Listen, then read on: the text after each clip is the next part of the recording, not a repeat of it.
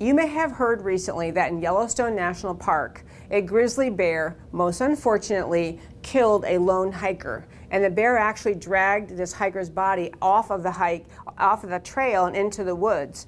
And the Yellowstone National Park officials saw this as a danger, not just because this bear had attacked a person, but because the bear engaged in behavior pretty much making clear that he saw humans as a target. So Yellowstone Park very carefully, they captured the bear, they ran DNA tests to make sure they had the right one, and then they euthanized it because the bear could no longer be considered safe roaming loose in areas where hikers are. There were protesters who went on a social media campaign and protests at Yellowstone saying that it was unfair to kill this bear.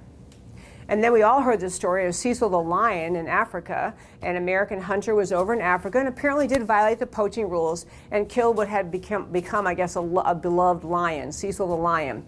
Protest to the point of this guy that they've driven him, this hunter, driven him out of his home in Minnesota. He's in hiding. His office, he was a dentist, his office has been shuttered, all because people are outraged about the killing of this lion.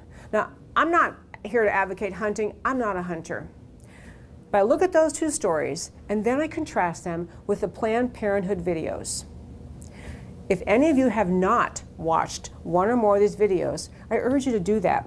They're undercover Planned Parenthood videos taken showing that Planned Parenthood officials are regularly involved in doing abortions, and instead of, which of course we know, but instead of just abortions, they're actually carefully extracting these fetuses to gather different organs to send them off for scientific research.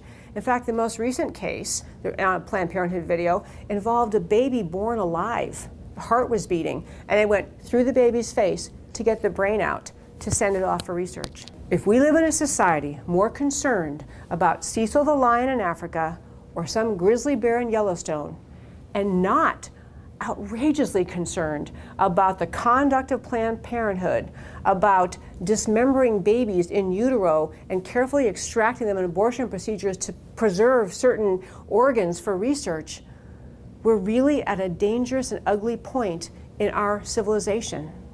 The most common and profound measure of human civilization is how well we treat our most vulnerable, how well we treat our weakest members of society.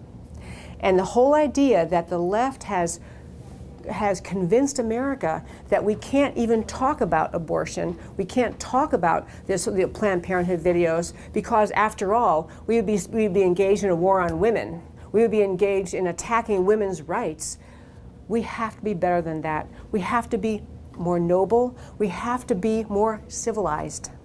This is Debbie Georgatos, and on Ladies Can We talk about every issue touching Americans. I hope you'll tune in every week on Sunday from 6 to 8. I also hope you go to our Facebook page, Ladies Can We Talk, and to our new website, ladiescanwetalk.org. We love talking about America, and we invite you to join us.